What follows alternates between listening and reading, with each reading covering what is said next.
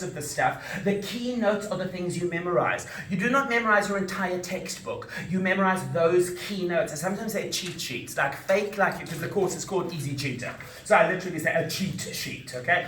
Fake like you're going to cheat in the exam. Take the kind of minimal note that you could get away with, but don't actually cheat. Memorize the cheat sheet. But it's a good bit of advice because it forces you to be honest about what do I actually need in the exam. Because you know what most of you do when you take notes? You just like photocopy the page by hand, okay? Or because I'm going to be good, I need everything, you get thick basically. Who's noticed that their highlighting quite rapidly turns into colouring in? You know what I mean? So, but when people are going to cheat, I find that their inner genius magically comes out because they suddenly know what needs to be on the page. Because they know they can't go into the exam going, I'm going to cheat the system and open up a page this size because they're going to get caught.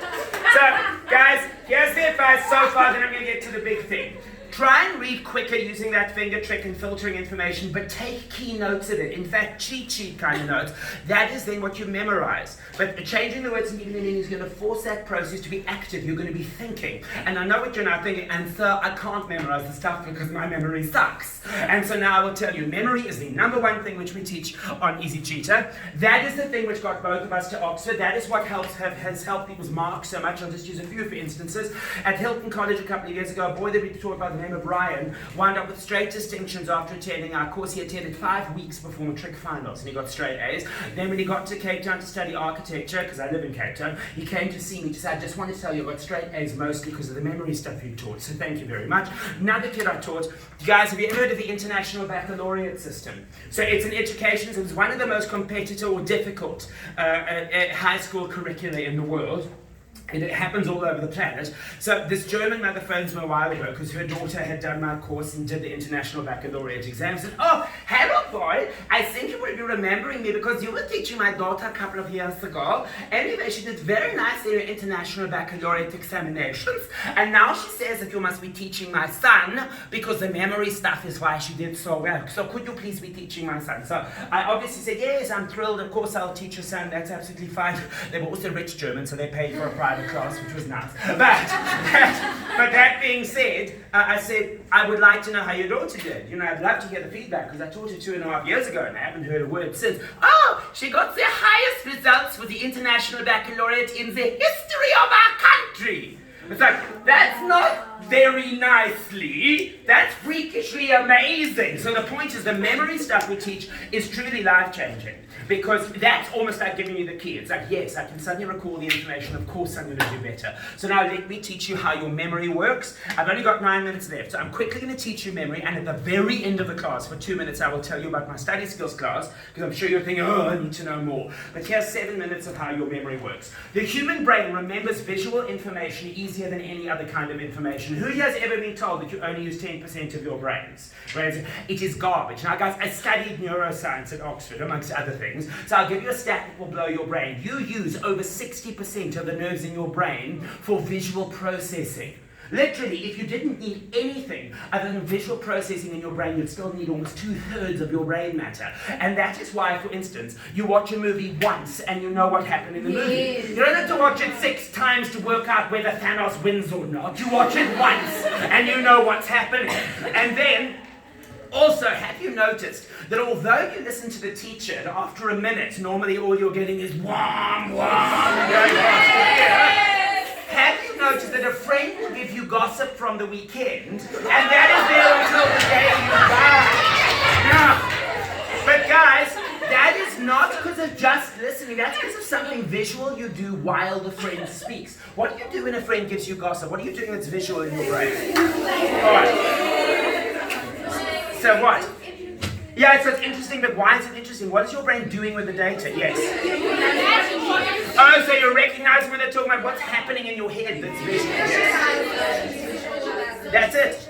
That's it. Okay, so guys, she said exactly, don't you picture what the person's talking about. That's it. You make a picture of what they say. And you know what you remember afterwards? It's not the words, it's the picture that you made out of the words. And in case you're thinking to yourself, you know, he's talking rubbish, like it's made sense so far, but that's garbage. I've got a picture of people tell me it's rubbish. I'll prove to you that you do. Have you ever had a friend tell you something like, oh, it's so wonderful,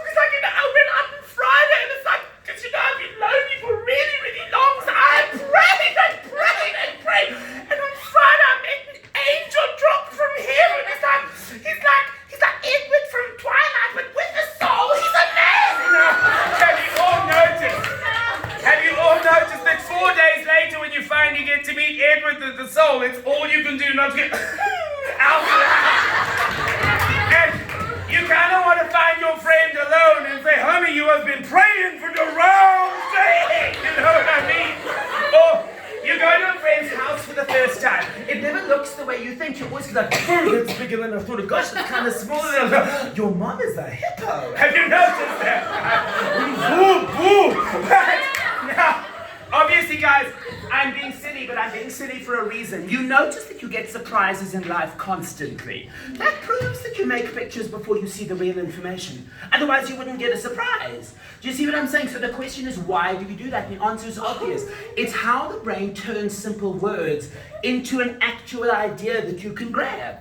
Until you've turned it into an image, of course you can't. There's nothing to hold on to. It's just smoke. But the moment you've made a real image, suddenly you've got the picture in your mind. So the biggest advice I have for you is at school, in exactly the same way as when you read a book, for instance, or when you're listening to a friend, ask, is this turning into an image in my mind? Because if it is, you're going to remember it easier and understand it without even knowing why. Now, how's this for a demonstration?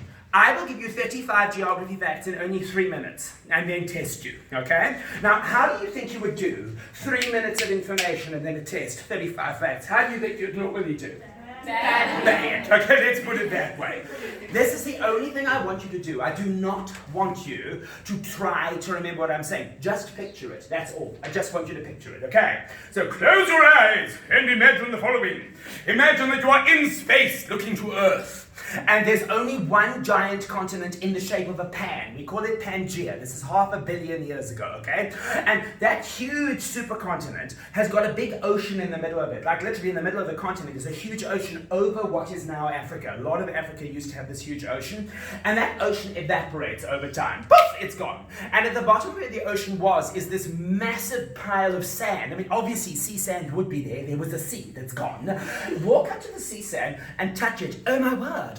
It's been squashed by the water for so many years and it's dried out and it's become stone. I will call it sandstone. And the sandstone, that's literally what sandstone is, okay? The sandstone that covers lots of Africa are 3 colors mostly, orange, yellow, and white. Now go back to space and look down at this pan and it starts to split apart about 182 million years ago. Especially South America and Africa rip apart and Africa's crust breaks. I want you to imagine the crust under Africa breaks because of this, producing the largest eruption in the history of the world. So it's a lava spills out and it covers the sandstone in the grey rock, which we call basalt. Imagine a sheep with salt. Basalt, okay? And that basalt layer is 2 kilometers thick. Guys, that is double the height of Table Mountain. It is hectically tall. And it stretches to KwaZulu-Natal, so quite near where we are. Now what happens is this. Rain comes in off the coast. When the storms start to come in off the coast, they start to eat away the rock. Imagine raindrops with teeth. Munch, it eats the rock and it pushes it further inland, exposing the sandstone layer with lots of caves. Okay, it's formed caves because of the water. So I want you to imagine like Swiss cheese in the orange, yellow, and white sandstone. Walk inside the caves where you see the sand people. The Bushmen used to live in these caves, using it for shelter, but also religious ceremonies, and the painting of rock art. More rock art is found here than anywhere else on Earth. They call it the world's largest outdoor art gallery. 40,000 items of rock art are found throughout these mountains cave systems. And in fact, the number one thing that the sand people painted was the earland antelope, Mpofu, because they thought that it was holy. Can you imagine? Imagine an earland with halo and wings and stuff, okay? They thought it was holy because of its honey-coloured skin, by the way. Now let's leave the cave and look at the dark grey cap.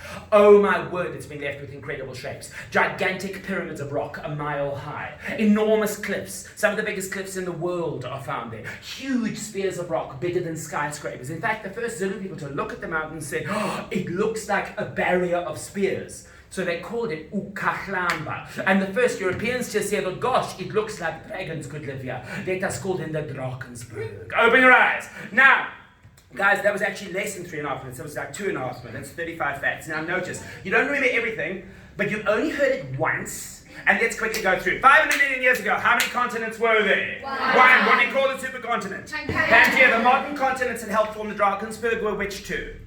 South America and North Africa. What was on top of Africa that vanished?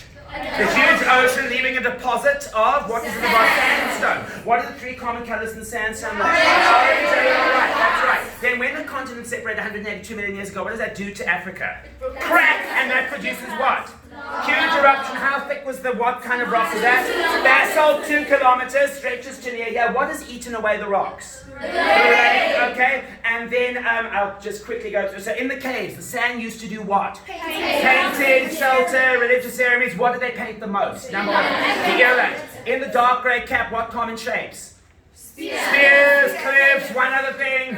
Pyramids, that's right. So what did the first group of people notice the most when they saw it? And so they called it what? I'll get there in a second. The first Europeans thought? So they called it what? Now notice, if you don't speak isiZulu, you knew barrier of spears, but then you forget ukahlamba, because you see the sound is what you battle with. The picture sticks in the mind incredibly easily. But here's the point. You've heard it once. None of you is getting less than 80%. Do you see? Now, guys, I'm going to have to wrap up, otherwise I'm going to run out of time. Our course does not, now guys, you've had 20 minutes of teaching from me. Our course takes 8 hours, it's 4 hours one day, 4 hours the other, so you can imagine how much you learn in that time. Speed reading and memory are the biggest things that we teach, but we also teach you how to reduce your stress levels, how to fix your maths mark, how to write a better essay, how to organize your time. The course teaches about 25 skills in that time. If you need any extra help after the class, there's no cost, it's literally free of charge. The only thing I charge for is the original course, and here's the good news.